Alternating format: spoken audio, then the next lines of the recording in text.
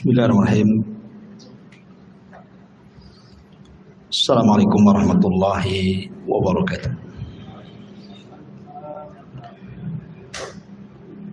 Alhamdulillah wassalatu wassalamu ala Rasulillah wa ala alihi wa sahbihi wa mawalah wa la hawla wa la quwata illa billahi wa ba'du.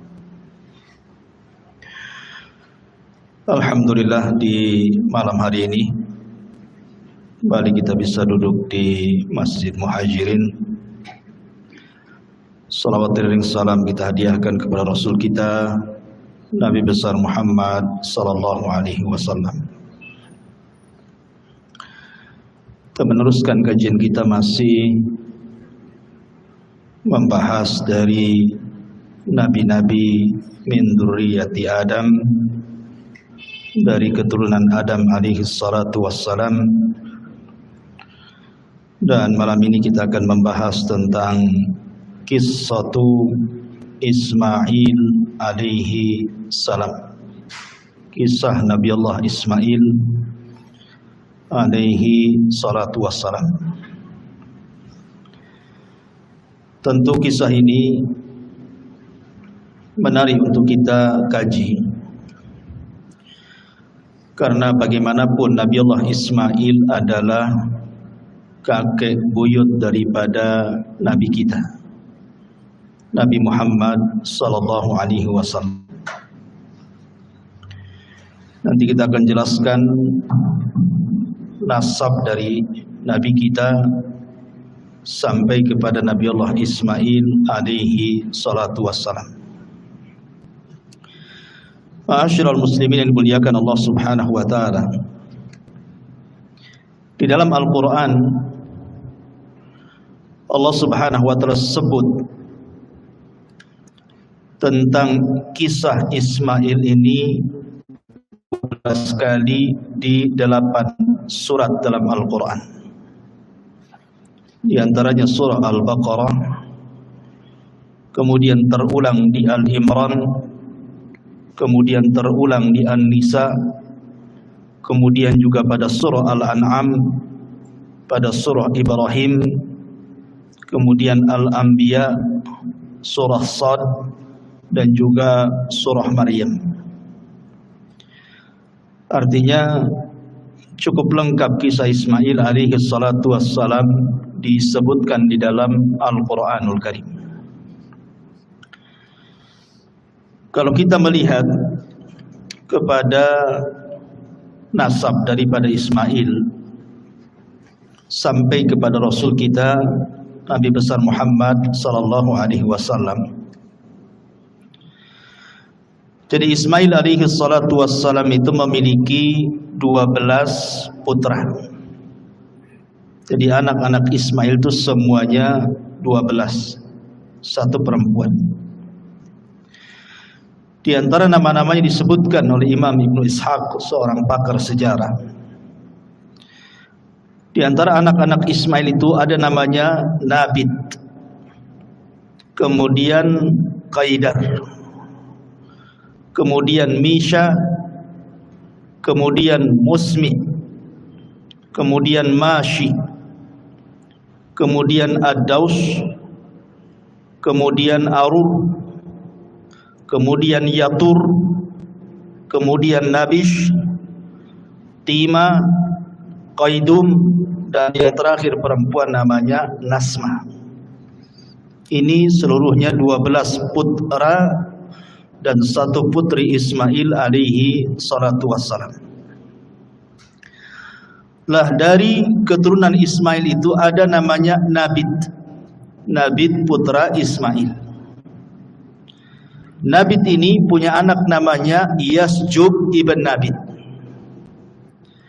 Kemudian Yasjub punya anak namanya Ya'rub ibnu Yasjub ibnu Thabit ibn Ismail. Disinilah keluar kalimat Arab dari Ya'rub. Kemudian Ya'rub punya anak namanya Firah. Kemudian Firah punya anak namanya Nahur.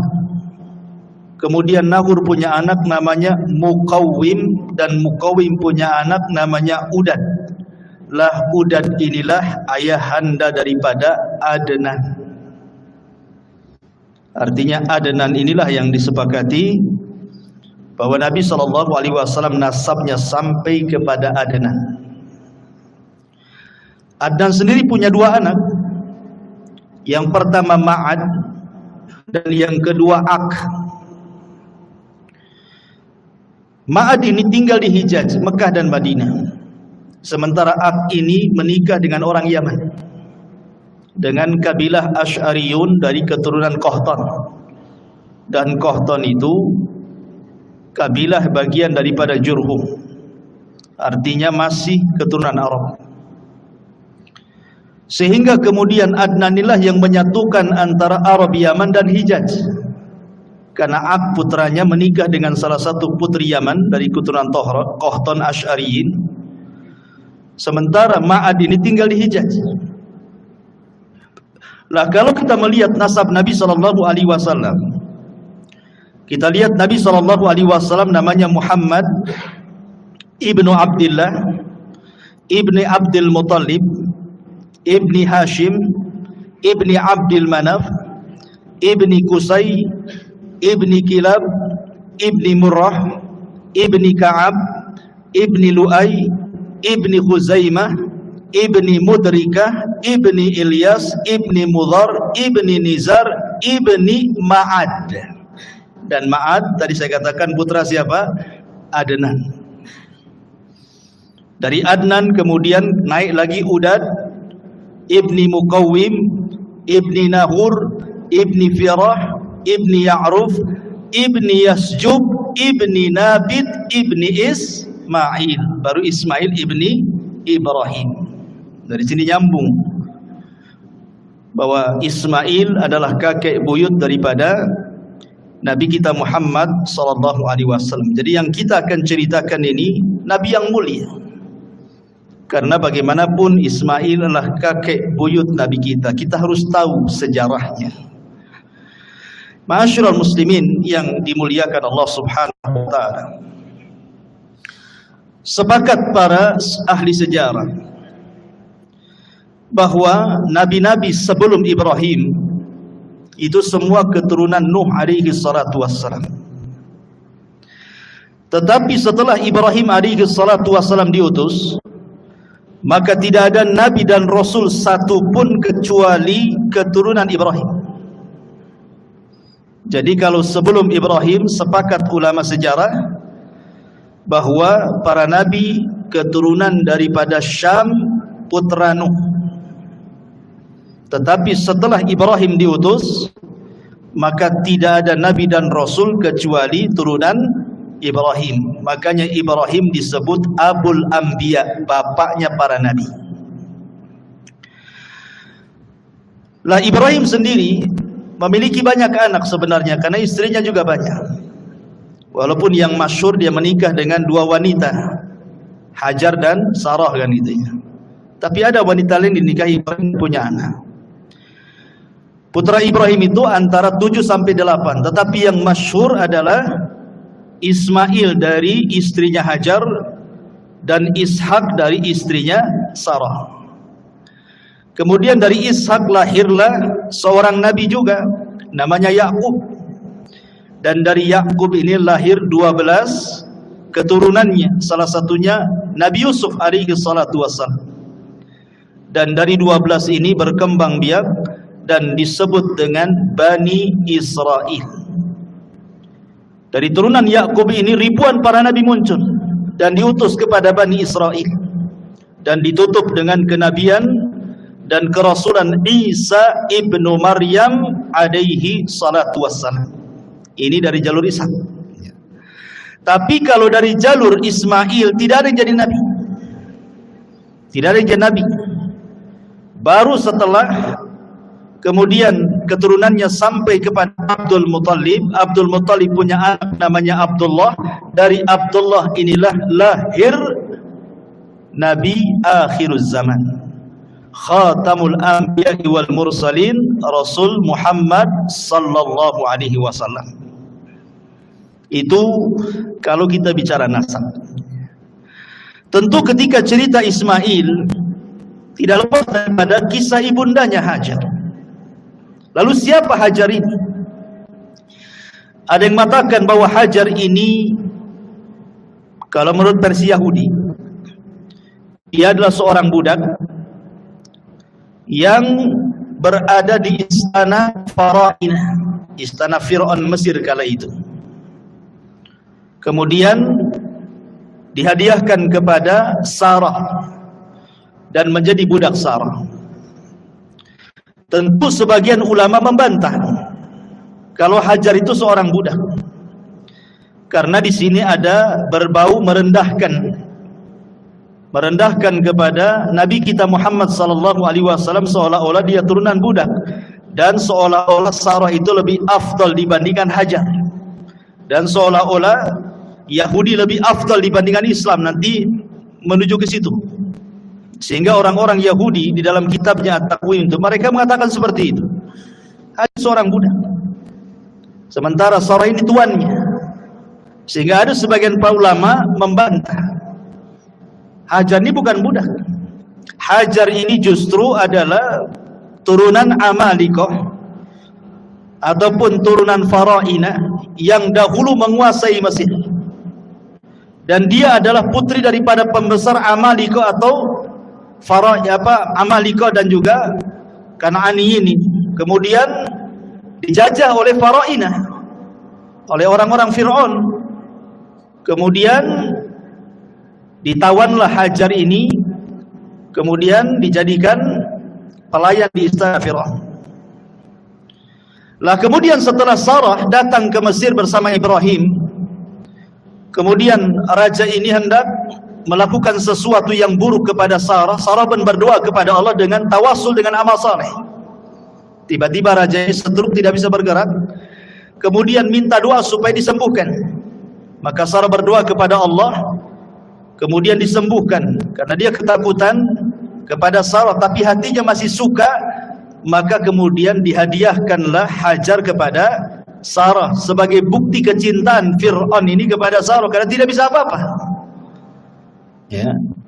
Jadi Hajar ini orang mulia, bukan sebagaimana prasangka orang-orang Yahudi. Itu ada yang mengatakan seperti itu. Intinya bahwa kemudian Hajar ini dihadiahkan kepada Sarah, kemudian tinggal bersama Sarah dan juga Ibrahim di Mesir. Tetapi karena memang kondisinya kurang kondusif, akhirnya Ibrahim pun kemudian meninggalkan Mesir dan kembali ke Syam, Palestina. Maka hiduplah 3 orang ini di Palestina. Lah usia Ibrahim alaihi salatu wassalam ini sudah tua, sudah hampir 82 tahun lebih, tetapi tidak kunjung juga punya keturunan. Hampir 86 lebih gitu ya, ya di atas 80 lah.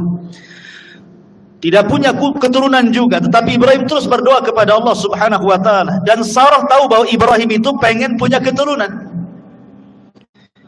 sehingga karena kecintaan Sarah kepada Ibrahim, dia melirik Hajar. Bagaimana kalau seandainya Ibrahim menikah dengan Hajar, siapa tahu dari Hajar ini melahirkan keturunan. Akhirnya kemudian Ibrahim menikahi Sarah, menikahi Hajar, dan betul setelah menikah dengan Hajar, maka hamillah Hajar, kemudian punya anak dan lahirlah bayi, kemudian dinamai Ismail ibnu Ibrahim.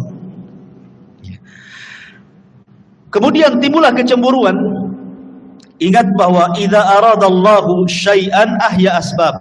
Allah itu kalau menghendaki sesuatu pasti dimunculkan sebabnya. Allah menghendaki Ibrahim itu hijrah dari Palestina ke Mekah kan gitu. Tapi kan harus ada sebabnya. Sebabnya apa kan itu? Maka dibuat sebabnya. Salah satu penyebabnya adalah Hajar ini ketika memiliki Ismail, Ibrahim itu cinta betul dengan Ismail. Otomatis ketika cinta dengan Ismail lebih banyak tinggal bersama Hajar. Cemburulah Sarah. Wajar kecemburuan seorang wanita, istri Nabi saja cemburu, Aisyah kan, kepada Safiyah. Sampai-sampai kemudian mengatakan tentang Safiyah itu, hasbuka an Safiyata kada wa kada ya Rasulullah. Cukuplah Safiyah ini begini dan begitu. Maksudnya Aisyah ingin mengisyaratkan dengan tangannya, Safiyah itu pendek loh, aku tinggi, gitu maksudnya. Ingin merendahkan Safiyah. Tapi Rasul marah dan mengatakan, ya Aish, laqad qulti kalimatan law muzizat bihal bahru lamazazathu. Wahai Aisyah, engkau sudah mengucapkan kalimat ghibah, yang satu kalimat ghibah ini kalau dilempar ke air lautan, satu air lautan tercemar dengan kalimat. Aisyah cemburu karena Safiyah ini walaupun kecil pendek tapi cantik. Artinya kecemburuan itu ada gitu. Jangan dikira istri Nabi tidak cemburu kan gitu. Kalau istri Nabi saja cemburu, apalagi istri antum. Kalau antum poligam ya wajar kan itu. Jangan ngamuk-ngamuk antum kan itu. Aisyah saja cemburu, kemudian juga Sarah juga cemburu kepada Hajar kan. Akhirnya Sarah meminta kepada Ibrahim untuk dijauhkan Hajar dengan dirinya. Terserah mau ditaruh di mana, tapi jangan dekat-dekat dengan diriku. Dari situlah datang perintah agar Ibrahim membawa Hajar kemana? Ke Mekah. Bayangkan Palestina ke Mekah itu kan perjalanan 1 bulan naik unta tuh. Tentu sekali lagi karena hikmah yang Allah kehendaki. Maka berangkatlah kemudian Ibrahim bersama Hajar dan bayi kecil Ismail.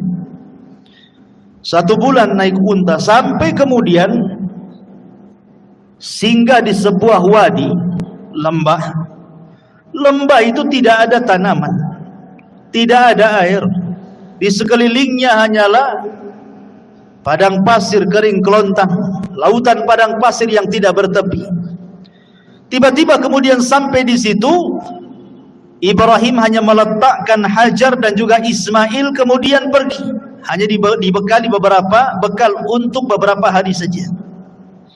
Tentu wanita ditinggal suaminya begitu saja kan tidak terima juga.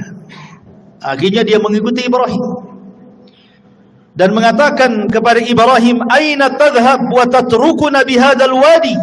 Ya Ibrahim, Anda pergi kemana? Kenapa kau tinggalkan kami di lembah ini? Alladzi laisa fihi insun wala syai'un. Di sini tidak ada manusia. Di sini enggak ada apa-apa. Enggak ada pohon, enggak ada binatang, enggak ada minuman, enggak ada apa-apa.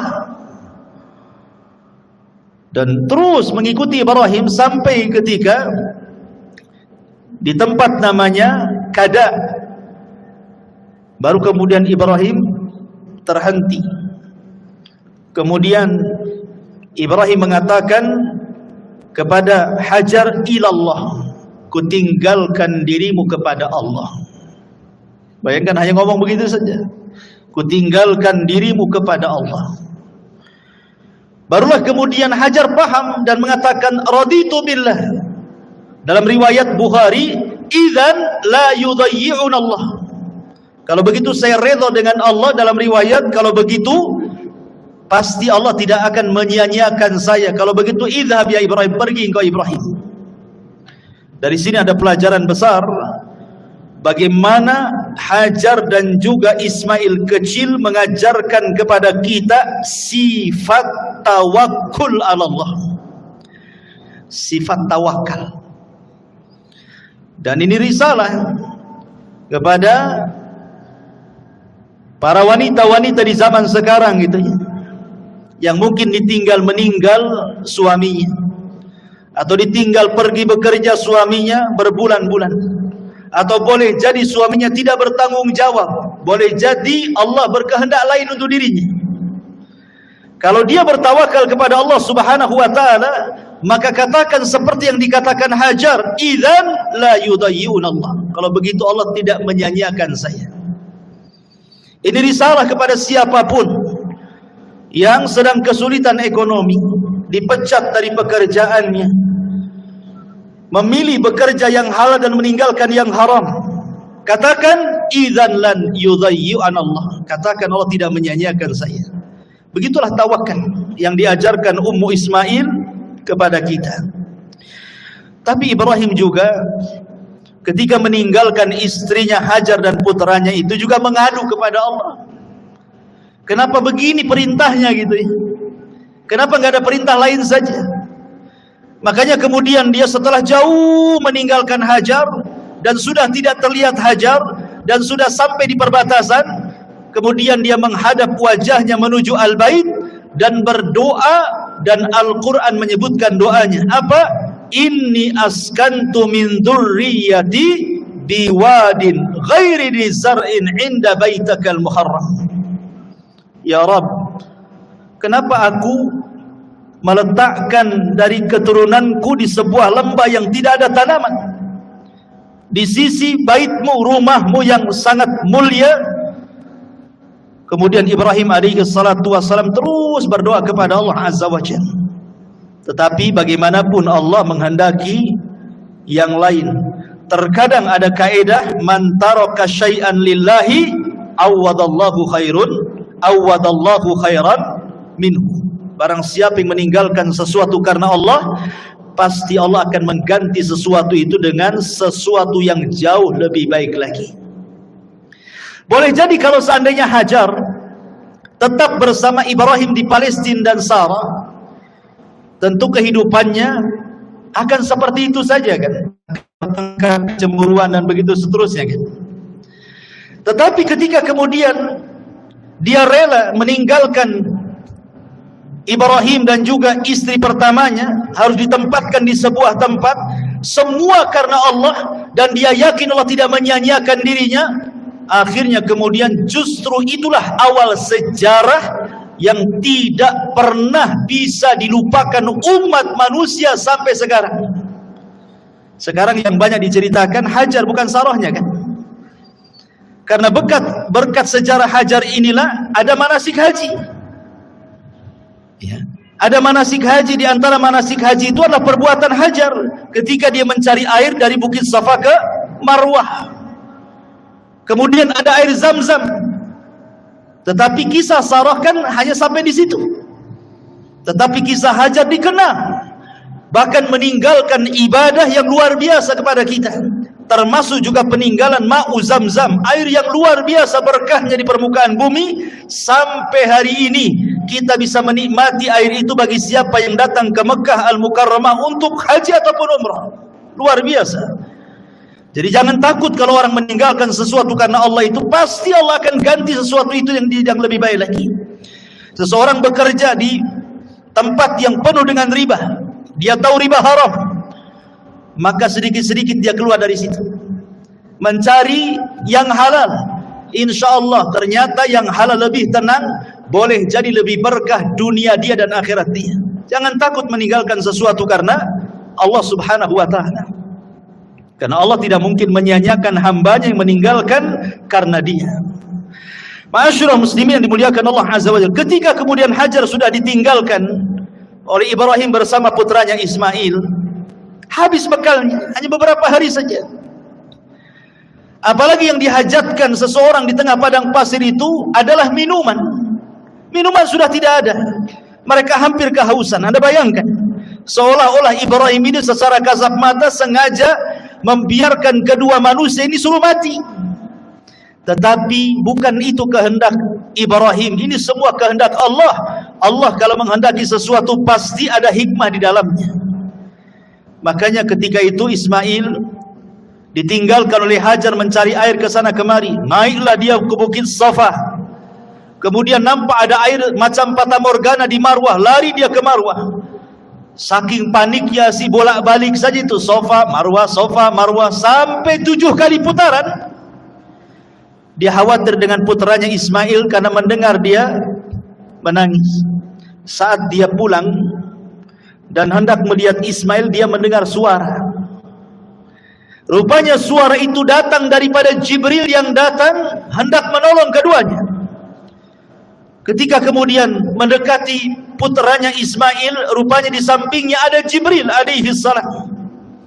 Ada yang mengatakan Jibril kemudian menghentakkan sayapnya persis di belakang punggung Ismail, seolah-olah ingin mengatakan bahwa Zam-Zam ini miliknya Ismail, karena ditaruh di situ gitu ya, di belakang Ismail, belakang punggung Ismail, ditancapkan kemudian sayapnya. Kemudian Jibril pergi, Dan Jibril sempat mengatakan, la takhafu dhai'ata fa innaha huna baitun lillah yabni hadzal ghulam wa abuhu wa annallaha la yudayyi'u ahlahu. Kata Jibril sebelum pergi, wahai Ummu Ismail, jangan takut, Allah menyanyiakan dirimu. Tidak, Allah tidak akan menyanyiakan dirimu. Di sini kelak akan dibangun Baitullah, rumah Allah. Yang akan membangunnya ni anakmu Ismail yang masih bayi, dan bapaknya kelak Ibrahim. Dan Allah tidak akan menyanyiakan siapapun yang dekat dengan Baitullah ini. Kemudian Jibril pergi. Begitu dalam riwayat Bukhari. Lah kemudian ketika melihat ada air muncrat dari tanah, maka segeralah kemudian Hajar membendungnya. Dalam bahasa Arab, membendung itu artinya zam. Jadi dikumpulkan di bendung sambil mengucapkan zam. Maka kemudian air itu menjadi zam-zam. Sampai kata Nabi SAW, kalau seandainya Ummu Ismail tidak membendung zam-zam, niscaya zam-zam itu akan memenuhi seluruh padang pasir satu Arab itu. Dari situlah kemudian akhirnya Ismail dan juga Hajar minum dari air zam-zam berhari-hari tanpa makan, sudah cukup. Ya, karena air zam-zam itu disabdakan oleh Nabi SAW. Apa sabda Nabi SAW tentang zam-zam? Zam-zam ini adalah ta'amu tu'min wa syarabu sukmin, kata Rasul. Zam-zam ini adalah makanan yang bisa dikonsumsi dan minuman bagi orang yang punya penyakit, untuk mengobati sakit. Jadi walaupun minum air zam-zam itu sudah kenyang, bahkan dikisahkan dari sahabat Abu Dzar Al-Ghifari radhiyallahu anhu. Jadi Abu Dzar Al-Ghifari itu pernah 1 bulan ketika safar, habis bekal makanannya, tinggal air zam-zam. Akhirnya kemudian dia minum saja air zam-zam 3 hari sehari. Rupanya kata Abu Dzar, hatta samintu, sampai aku gemuk gara-gara minum terus air zam-zam. Enggak makan dia 30 hari. Abu Dzar Al-Ghifari radhiyallahu an tidak makan, hanya minum saja 30 hari. Kata dia, aku minum terus selama 30 hari dalam safarku sampai aku gemuk, tidak ada satupun badan kecuali gemuk, gitu ya. Bayangkan coba. Ya, dan zam-zam itu harus diyakini sebagai obat. Jangan katakan coba-coba. Saya ingin cobalah menyembuhkan penyakit dengan zam-zam. Jangan dicoba air zam-zam itu. Air zam-zam itu bukan percobaan. Air zam-zam itu wahyu. Air berkah, nggak usah dicoba. Langsung diimani, langsung diyakini bahwa dia adalah obat untuk segala penyakit. Minum saja, bismillah. Tawakal kepada Allah, ikhlas kepada Allah. Jangan coba-coba. Kalau coba itu ragu-ragu artinya. Jangan main coba-coba. Langsung bismillah, tawakal ala Allah, yakin, ikhlas, ya. Insyaallah. Zam-zam itu sebagaimana sabda Rasul, ta'amu tu'min wa syarabu sukmin. Dia adalah makanan sekaligus juga obat. Bahkan bisa mengabulkan niat peminumnya. Ma'u zam-zam lima syuribalahu. Air zam-zam itu akan mengabulkan setiap peminumnya. Maka akhirnya kemudian berhari-hari, entah berhari-hari, entah berbulan-bulan, tidak disebutkan, sampai akhirnya datanglah dari arah Yaman rombongan kabilah dari Jurhum. Mereka kehabisan minuman tapi banyak makanan. Percuma saja banyak makanan, tidak ada minum, bisa mati di padang pasir, ikhwan. Akhirnya dari kejauhan melihat ada ta'ir, ada burung. Sebagaimana riwayat Bukhari, ada burung, dan burung itu menandakan ada air. Maka kemudian didekati, rupanya suku Jurhum ini sampailah ke sumur Zam-Zam yang kemudian ditempati Hajar dan juga putranya Ismail.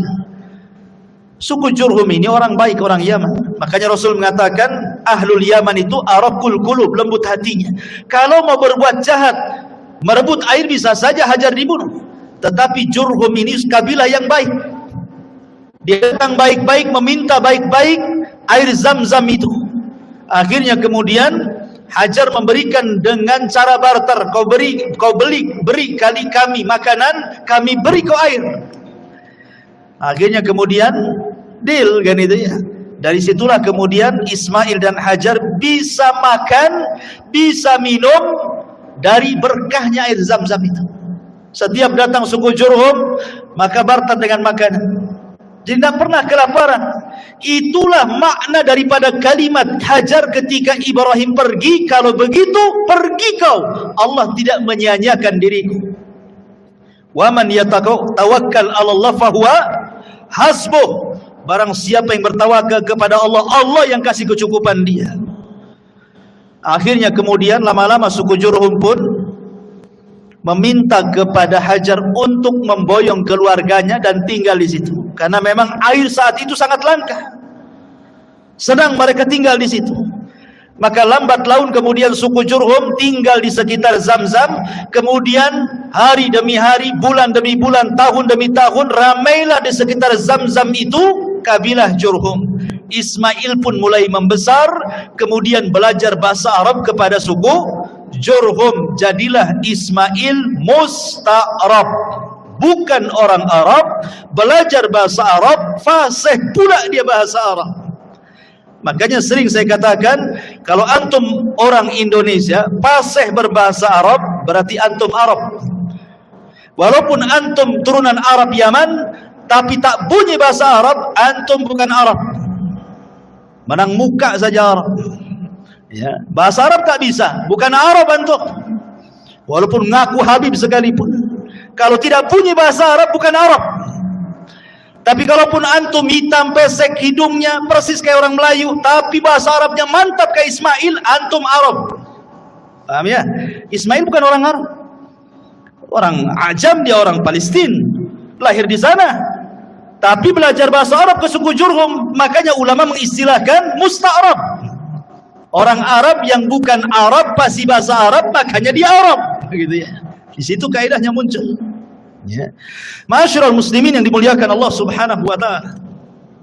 Akhirnya kemudian Ismail pun besar-besar di situ.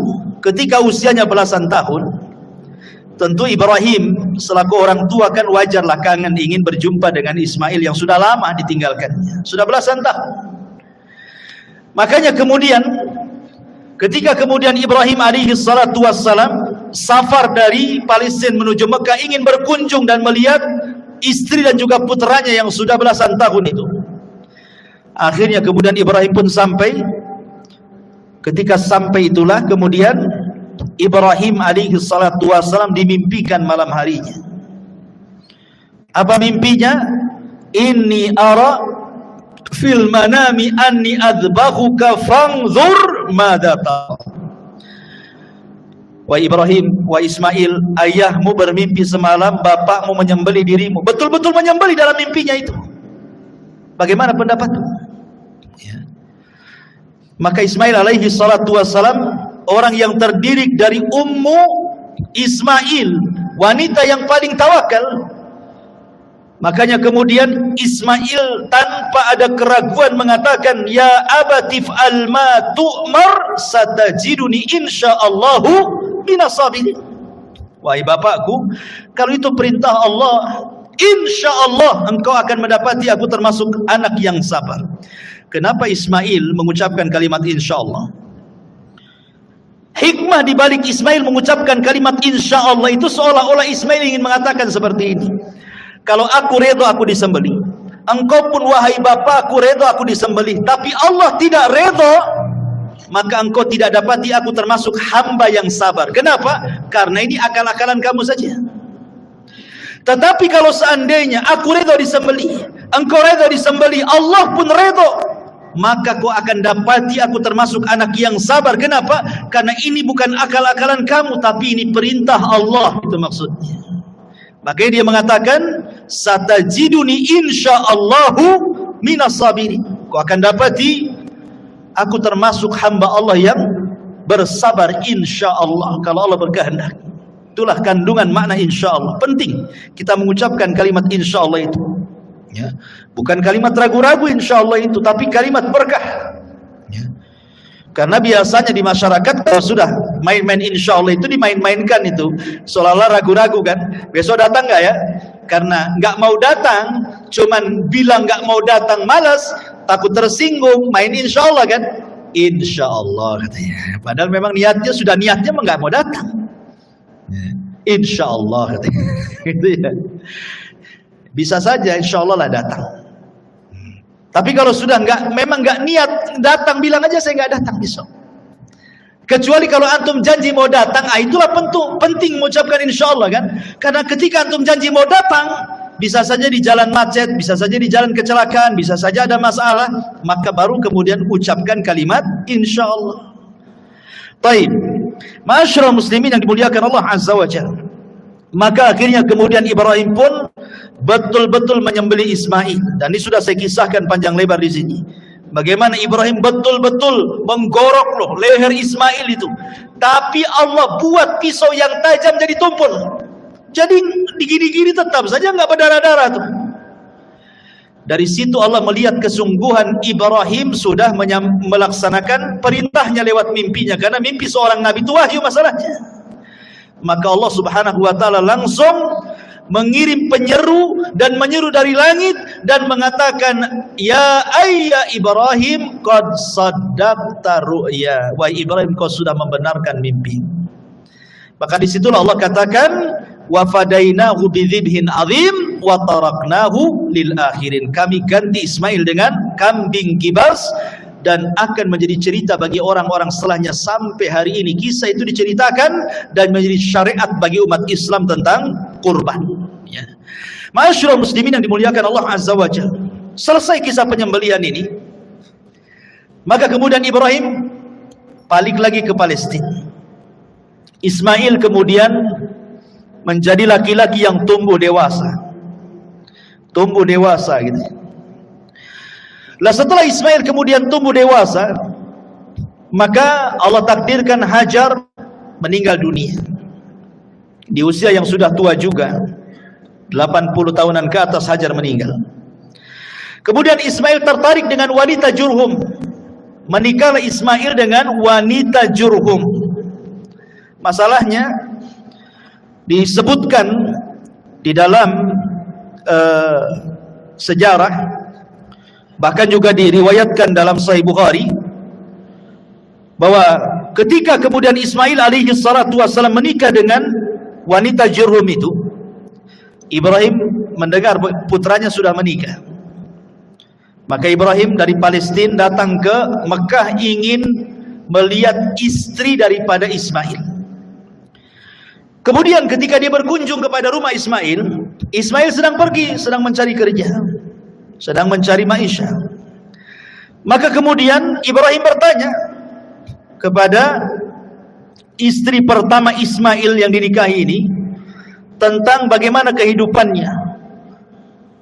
Tiba-tiba kemudian ngeluh dia dan mengatakan, nahnu bisyarrin, nahnu fi dhikin wa syiddatin, fasyakat ilaihi. Hidup kami ini susah, kata istri pertamanya ini. Hidup kami dalam kejelekan, hidup kami tidak senang, hidup kami dalam kemiskinan, susah makan, macam-macam diadukan kepada Ibrahim. Ini istri Ismail tidak tahu kalau di depannya itu Ibrahim, ya, karena dia ngaku dia mertuanya kan gitu. Akhirnya kemudian Ibrahim ini melihat ini kok istrinya aneh, ini kok ngeluh-ngeluh gini nih, berarti Ismail ini salah cari jodoh nih. Akhirnya kemudian Ibrahim sebelum pergi, dalam Sahih Bukhari dijelaskan, Ibrahim menasihati istrinya, nanti kalau datang suamimu Ismail, katakan pesan dari saya, ghayyir atabata babik. Kemudian pergi Ibrahim. Ketika Ismail kemudian pulang, diceritakan sama istrinya bahwa ada orang tua sifatnya seperti ini. Kaget dia, lah itu orang tua saya, kenapa kau tidak memuliakan dia? Kata istri, saya tidak tahu itu orang tuamu. Akhirnya kemudian kata Ismail, berpesan apa itu orang tuaku kepadamu? Kata istrinya, dia hanya berpesan, ghayyir atabata babik, katanya, ganti tangga menuju rumah depanmu, katanya. Kata Ismail, oh iya, yang dimaksud atabat itu adalah engkau, aku disuruh menceraikan kamu, katanya. Wasiat Ibrahim. Akhirnya diceraikan istri pertamanya. Kemudian setelah diceraikan istri pertamanya, terdengarlah oleh kabilah Jurhum, Ismail menceraikan istrinya. Akhirnya kemudian banyak pembesar-pembesar Jurhum itu yang menawarkan putrinya. Bagaimanapun Ismail tokoh kan gitu ya. Dia pemilik Zamzam, orang-orang Jurhum mereka sangat berhajat kepada Zamzam, dan itulah ekonominya selama ini mereka hidup. Akhirnya kemudian ada salah satu daripada pembesar Jurhum itu menawarkan putrinya yang saleh untuk menikah dengan Ismail. Akhirnya kemudian Ismail pun menikah dengan istri keduanya, tapi tetap Ibrahim hendak mengujinya. Datang kedua kalinya kepada istri yang keduanya, kemudian bertanya soal kondisi kehidupannya. Maka kemudian kata istri keduanya, dia menceritakan, nahnu bi khairin, katanya, kami dalam kondisi baik, wasaatin, dan dalam kondisi lapang. Padahal kehidupannya susah, tapi dia tetap mengatakan baik dan kondisinya lapang. Berarti baik akhlaknya tuh. Kemudian ketika itu, karena istri keduanya kan tidak tahu kalau itu ayahanda daripada Ismail, tetap dia menghormatinya. Diambillah daging kambing, kemudian sebagai menjamu tamu, kemudian diambillah air Zamzam, kemudian disodorkan kepada Ibrahim. Kalau istri pertama nggak keluar tuh sama sekali itu jamuan-jamuan itu ya. Ini istri keduanya betul-betul muliakan tamu.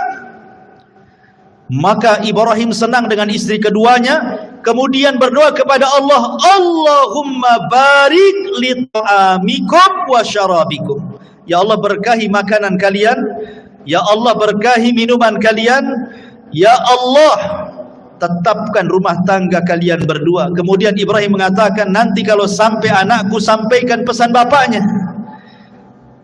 Apa? La tughayyir atabata babik. Jangan kau ganti lagi tangga menuju depan rumahmu, katanya. Nah, itu istrimu tuh, katanya. Akhirnya Ismail pulang, kemudian diceritakan istri keduanya. Kata Ismail, ayahku menyuruh agar aku tidak menceraikan kamu. Lihat. Tapi di sini syahidnya Ibrahim mendoakan apa? Mendoakan makanan dan minuman. Yang ketika itu makanan yang didoakan oleh Ibrahim apa? Daging kambing dan juga air Zamzam. Sejak itulah kambing dan Zamzam di Mekah menjadi berkah, karena doanya Ibrahim. Makanya penduduk Mekah itu walaupun makan kambing siang, pagi, sore, malam, nyantai saja mereka.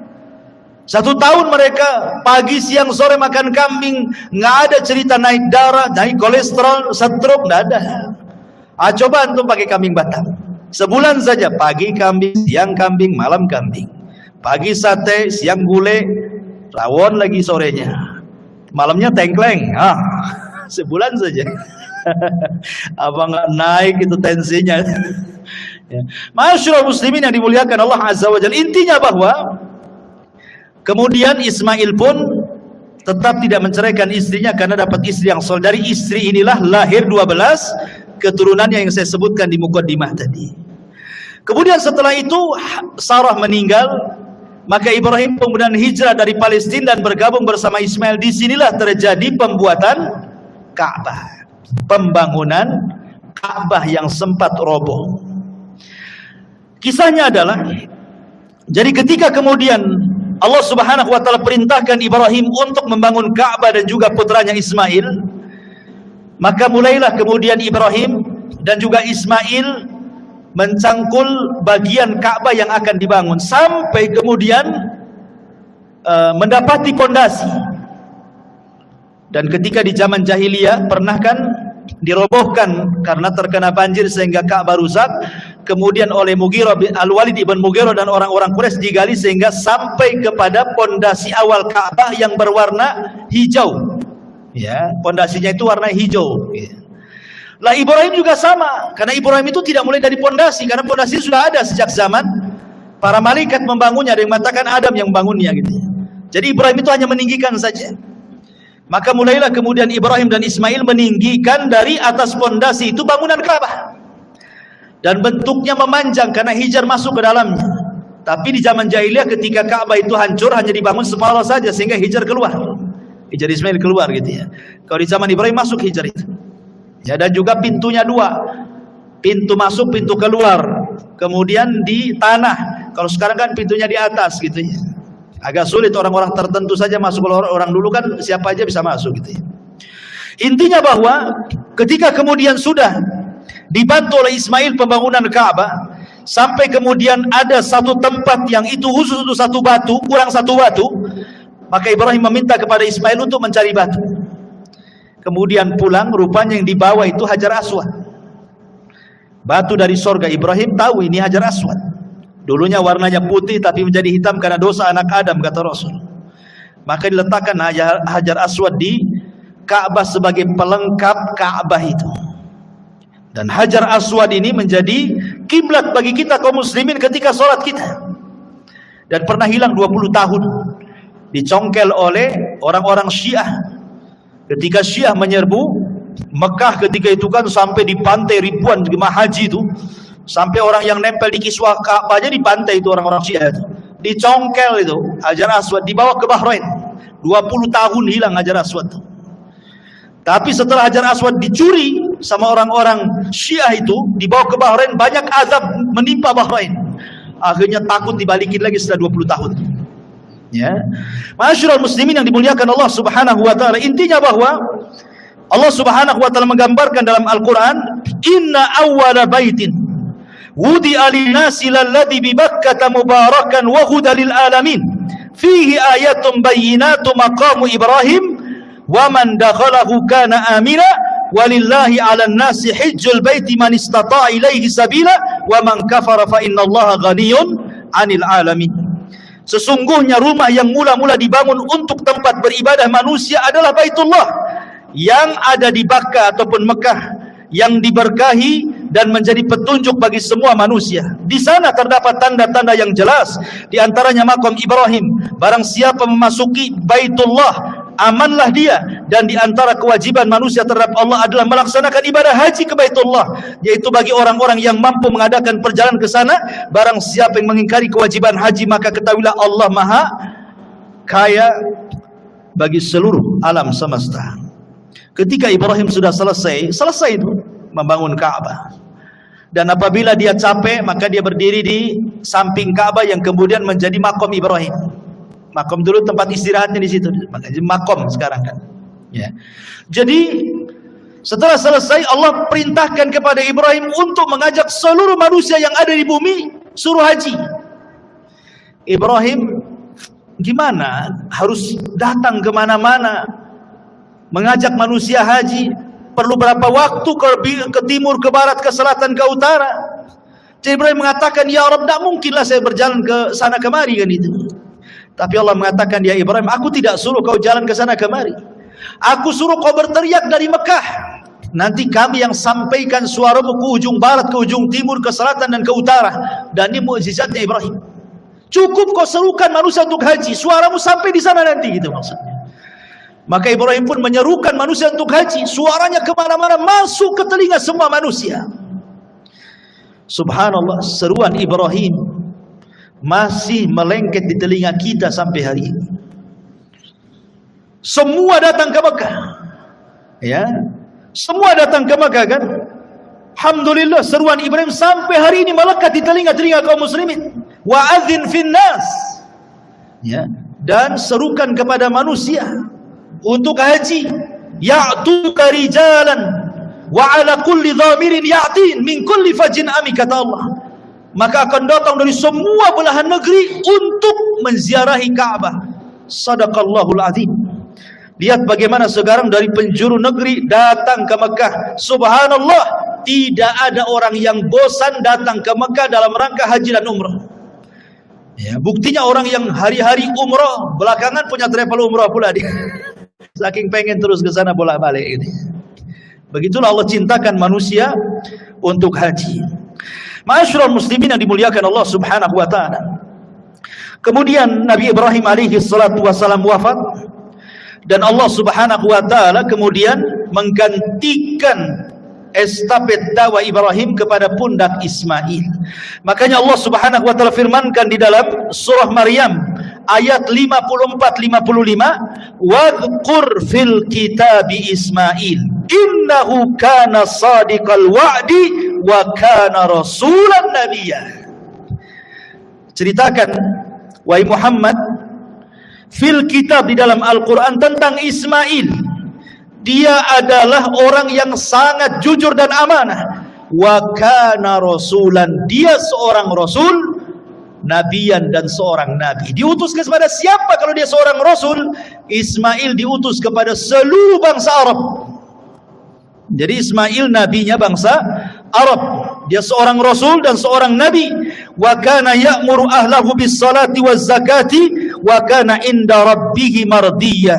Dan dia memerintahkan keluarganya untuk salat, zakat, dan dia di sisi Allah sangat diridhai, sangat disukai. Ismail diangkat menjadi nabi dan rasul dan berdakwah setelah Ibrahim kepada seluruh bangsa Arab. Dan subhanallah, asar Ismail sampai kepada di masa jahiliyah, di masa diutusnya Nabi SAW. Sampai ketika Rasul datang ke Gua Hira untuk tahannut, untuk i'tikaf di Gua Hira, belum diangkat jadi Nabi. Kemudian Rasul SAW tafakkur di situ, beribadah kepada Allah Azza wa Jalla, beribadah atas syariat siapa coba? Kan belum diangkat jadi Nabi, belum ada syariat kan? Jadi Rasul beribadah di atas syariat Ismail. Dia beribadah di atas syariat Ismail, tafakur dalam gua itu. Ya, karena belum ada syariat yang diberikan kepada Rasul seperti sholat, zakat, puasa, Quran, dan begitu seterusnya. Maka dia tafakur ala syariat Ismail. Di atas syariat Nabi Allah Ismail alaihi salatu wassalam, sampai datang Jibril dan mengangkat Nabi sallallahu alaihi wasallam sebagai Nabi dan juga Rasul. Dan ketika Ismail alaihi salatu wassalam meninggal dunia, suku Jurhum itu dari turunan Ismail dan juga turunan istrinya itu masih mentauhidkan Allah. Tapi masalahnya tidak bertahan. Tiba-tiba kemudian datang orang Arab yang tidak suka dengan suku Jurhum, namanya Khuza'ah. Maka Khuza'ah itulah akhirnya menggempur Jurhum.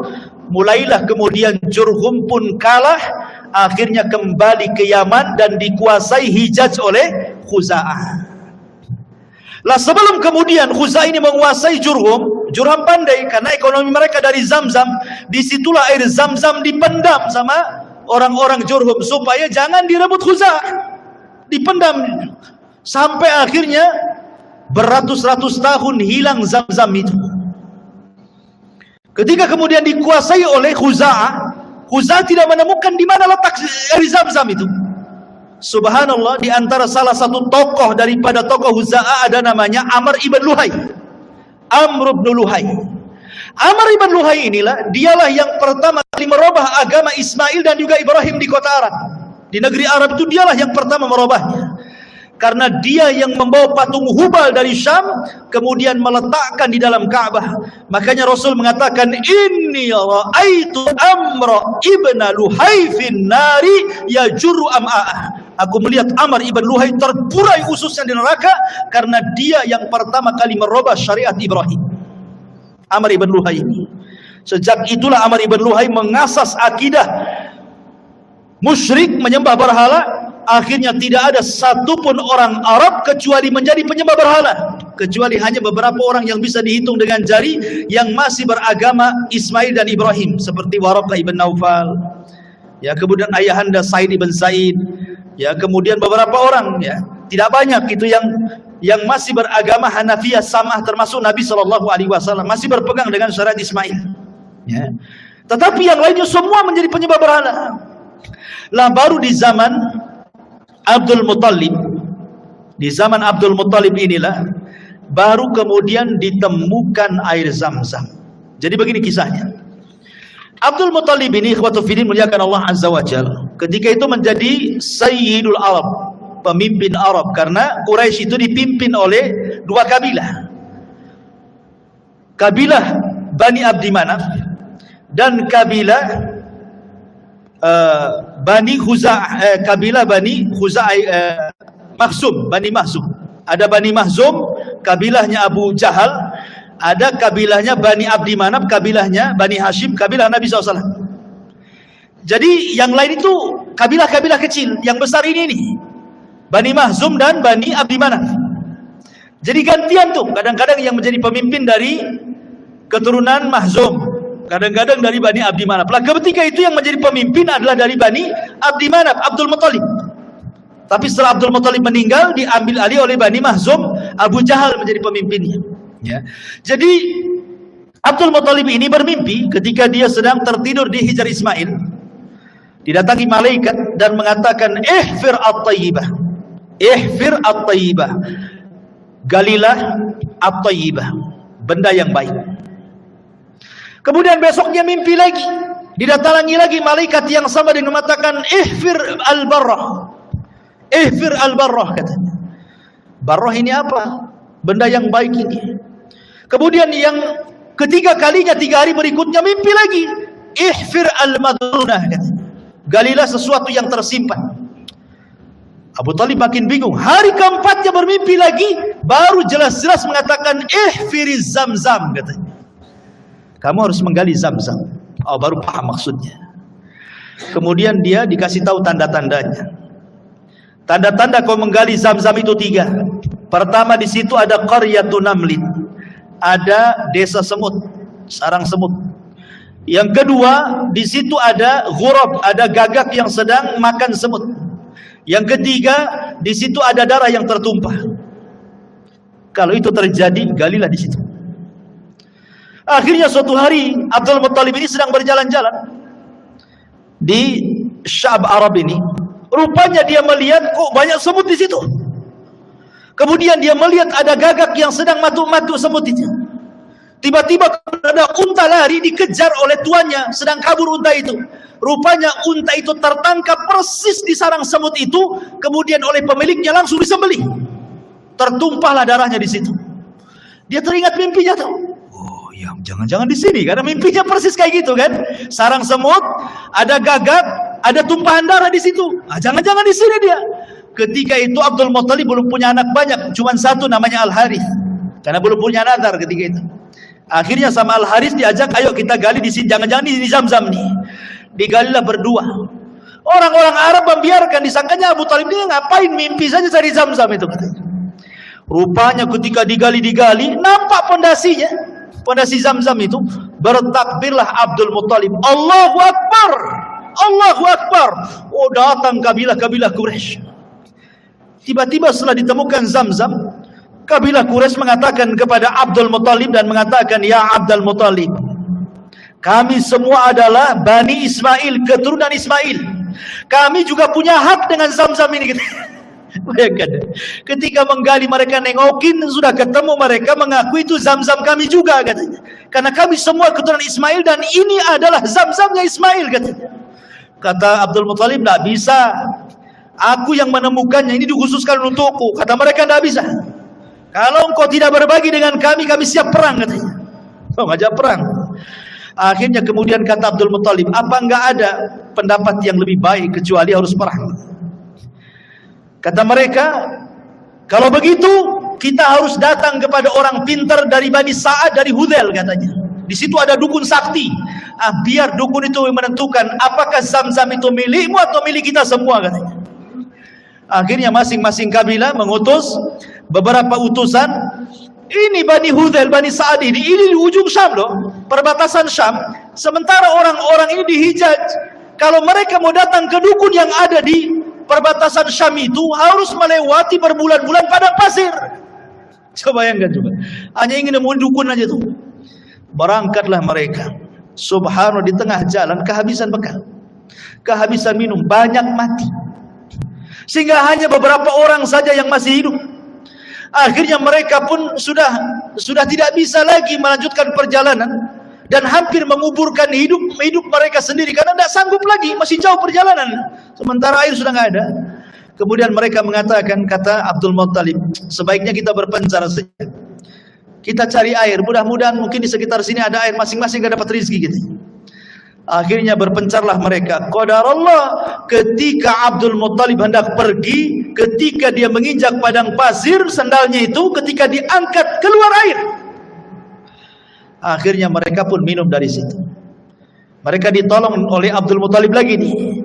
Dari situlah mereka mengatakan, sudahlah Abdul Muttalib, tidak perlu kita datang ke dukun, kami menyerah, Zamzam itu milikmu karena engkau sudah menolong kami semua di sini. Balik lagi, tidak jadi ke dukun.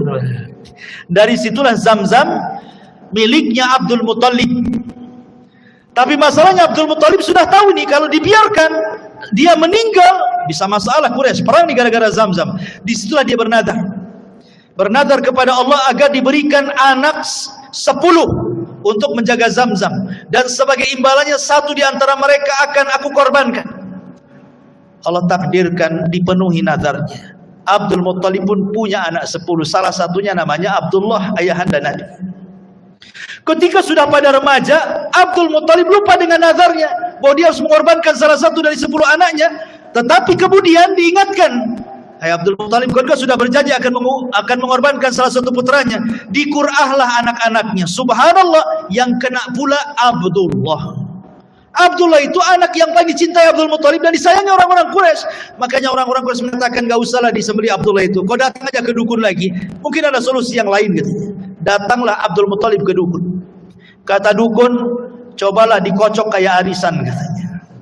Ya, tulis 2 dalam 2 kertas, 1 nama Abdul Muttalib, 1 10 unta. Kocok siapa yang keluar, kalau 10 unta berarti selamatlah Abdullah. Kau sembelih 10 unta, bagikan fuqara wal masakin katanya. Dikocok, keluar Abdullah. Lah, keluar Abdullah. Akhirnya kemudian pasang lagi 10 ekor unta. Dikocok, Abdullah lagi keluar, pasang lagi 10 ekor unta. Sampai akhirnya 10 kali pasang. Berarti sudah 100 ekor unta tuh. Baru keluar unta. Akhirnya dia terpaksa menyembelih 100 ekor unta loh ya. Diberikan kepada fuqara wal masakin dan tidak jadi menyembelih Abdullah. Dan situlah 100 ekor unta menjadi diat pembunuhan. Kalau ada orang membunuh, kisos. Kalau tidak dikisos, bayar 100 ekor unta. Jadi diat. Nah, makanya Nabi SAW disebut Ibnu Dzabihataini, anak dari 2 orang yang akan disembelih. Pertama ayahandanya Abdullah, yang kedua Ismail, kakek buyutnya, putra daripada Ibrahim alaihi salatu wassalam. Wallahu alam. Sampai di sini kisah Nabi Allah Ismail alaihi salatu wassalam, kakek buyut Nabi kita yang mulia alaihi salatu wassalam. Subhanakallahumma bihamdika asyhadu an la ilaha illa anta astaghfiruka wa atubu ilaik. Allahu ta'ala. Assalamualaikum warahmatullahi wabarakatuh.